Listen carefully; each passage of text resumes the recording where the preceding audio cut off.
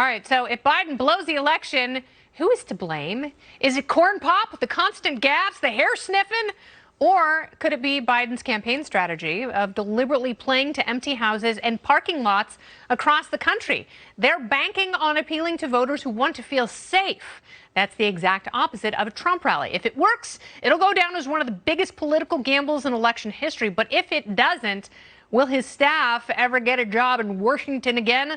Let's bring in tonight's party panel. It's a Thursday night party panel. We've got comedian and host of Part of the Problem podcast. It is legendary, and he's a legend. Dave Smith is here, along with Democrat strategist, radio host, and Fox News contributor, my friend Leslie Marshall, and attorney and Fox News contributor representing Seattle, the Emerald City, Emily Campagno. Welcome, everyone. Hey, Hello. Kennedy. Thank you. It's great to talk to you. So Ben and I were talking about it a little bit, but Dave, I would like your assessment of the situation, because Democrats are optimistic because they've got all these early mail-in votes. The early voting is just hitting all sorts of record numbers. But at the same time, you look at Trump rallies, and there are a lot of people in person. So if you're reading tea leaves, who has the advantage in those two realms? Well, it's very hard to tell because this is a very strange year and it's a very strange campaign. And Joe Biden, it's one of the incredible ironies of this election cycle is that he's running on a return to normalcy, yet he's campaigning in the most unusual way. So any other year, we would all look at Joe Biden putting lids on media coverage and hiding out in his basement and avoiding campaign and drawing no crowds whatsoever. And we would say he has no chance. But in 2020, the propagandists have convinced a lot of Americans that it's noble to hide.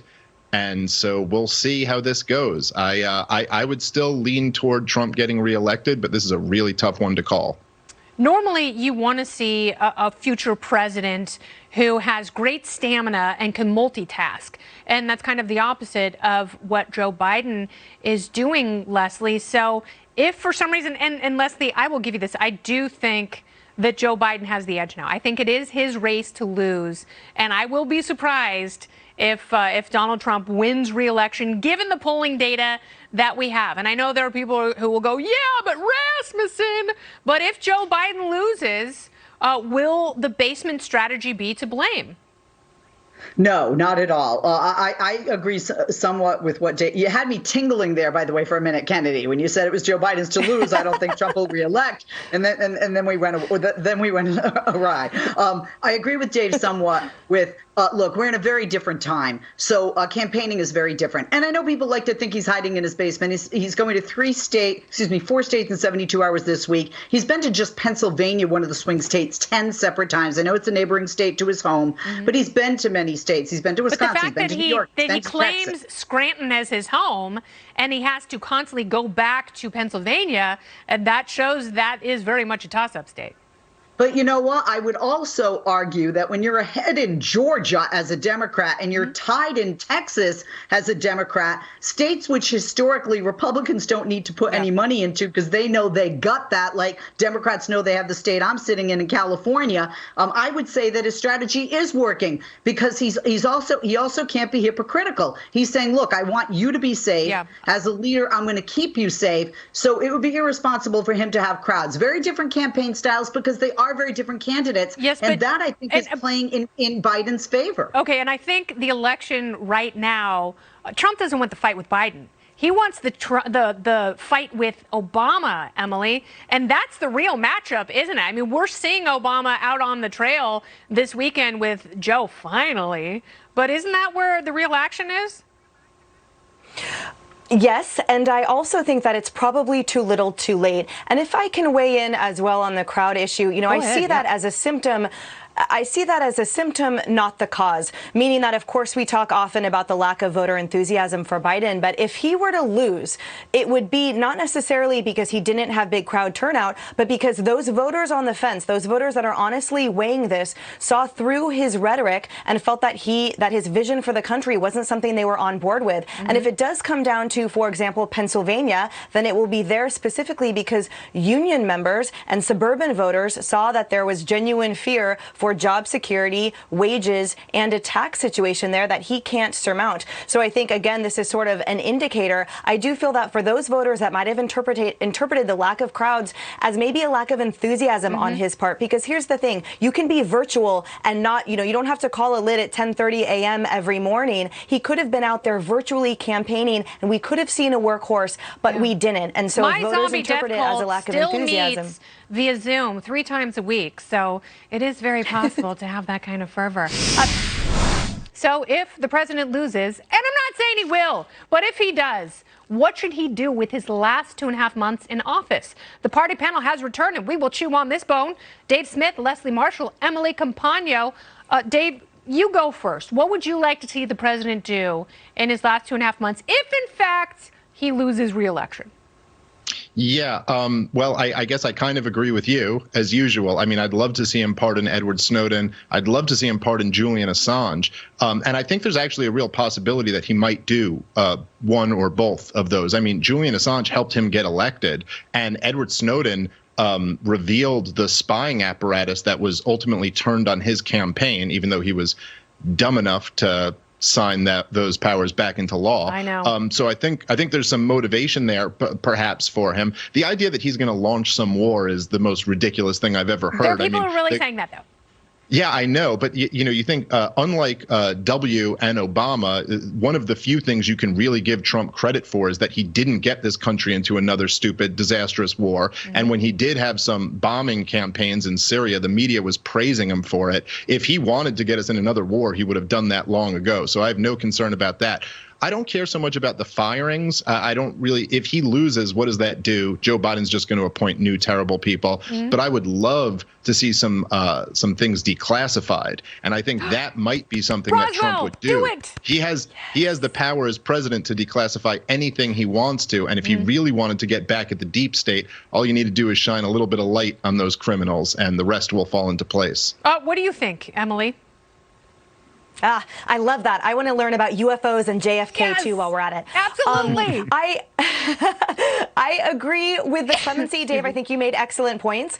If I were Trump, I would take it a step further. I would, via an executive order, or if there was time for a little bit more, I would create more teeth with the First Step Act. I would consider the possibility of a blanket federal clemency on all nonviolent marijuana possession convictions. I would also continue to bring home Americans that are stuck abroad. For example, the U.S. Marine Corps veteran that is presently in Russia.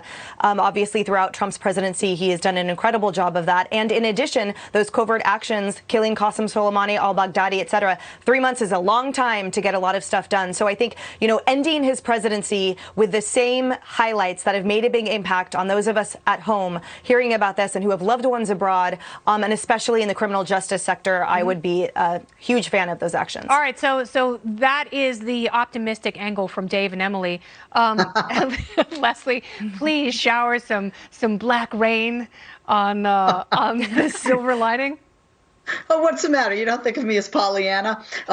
Listen, what he should is find the parents of the more than 500 children that have been separated from them that they've mysteriously lost. What he should do is work with both Democrats and Republicans, regardless of who has the majority in the House and the Senate, to get stimulus relief to Americans, get them their $600 and help the states financially. But what I think he will do, Kennedy, is I think that he will encourage revolt. I think he will deny and say this is a hoax and blame Democrats. I think he will tweet hourly about Joe Biden negatively and perhaps every family member of Biden. And in addition, I think he's going to have a goodbye tour and talk about how huge the crowds were waving goodbye. That could be. He's definitely going to have a big farewell speech. But, this idea that he's going to barricade himself in or start a war just for kicks, that's all pure fabrication. But we don't know what's going to happen on Election Day. We still don't know. There are mountains of polling data, but there are so many variables, and we're not sure how they really affect people's votes. Welcome back. It is time to play Prez Your Luck, the game that tests your command of America's commanders-in-chief. Our party panel will get points by answering historical trivia. Each contestant will have one chance and one chance only to prez their luck and double their point total on a question of their choosing. But if they get it wrong, they lose it all. The stakes are as high as Kamala Harris listening to rap music that doesn't exist yet. Let's do it, gang. Are you all ready? Ready? Yes. All right, Dave, let us start with question number 1. Who was the first woman to run for president? Hillary Clinton in 2008, Virginia Woodhull in 1872, Geraldine Ferraro in 1984, or J. Edgar Hoover in 1960? Well, Geraldine ran for vice president, and I think J. Edgar Hoover was biologically male, although I know he liked to dress up. I'm going to go with Hillary Clinton. That is wrong, Dave. That is wrong. It's actually Virginia Woodhull, 1872. Challenge. In 1872? Ulysses S. Grant. A woman? Yeah, a woman. Can you believe the audacity? She couldn't The even shame vote. of it all. She should have been in the kitchen making babies and cornbread. Leslie, here is your question. True or false? Prior to becoming president, Gerald Ford worked as a fashion model for Cosmopolitan and Look magazines. Oh, I immediately would say false. However, his son did model. You know, my first gut is to say false, but you know what? I'm gonna say it's true. It's true, Leslie. You're in the lead with 1 point. Well done. No Ding, ding, ding. Emily, this is for you. You can get in on the action. All right. Who was the heaviest president at 322 pounds? Was it William Taft, William McKinley, Lyndon Johnson, or Rob Kardashian? Who was the chubbiest bunny in the White House? The Kardashian. Hutch. The Rob that's so mean. Poor Rob. That's right, because he's 335. You're right. All right, so I'm going to go with, this is a guess, you guys. I don't know. I mean, I feel 322 pounds right now. I'm going to say Taft. Taft is correct. Emily Campagno tied for the lead. All right, let's go back to the top of the batting order. Dave, here is your next question. Which first lady had an ice cream company named after her? Was it Mary Todd Lincoln, Dolly Madison, Ashley Madison, or Dolly Parton? These questions are ridiculous, Kennedy. Oh, come on now. Not on this show. Dolly Madison. Dolly Madison is correct. Dave is on the board. Everyone's got one. Leslie, this one is for you. Let's see if you can pull into the lead. Which president once got shot during a speech and refused medical attention until he finished? Was it Ronald Reagan, Teddy Roosevelt, Franklin Pierce, or Frank Underwood?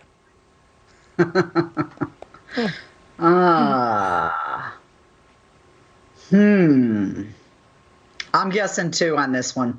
I think it's Teddy Roosevelt. And that guess is correct. He was shot in Milwaukee, Wisconsin. Well done. Leslie's in the lead. Emily can tie right now.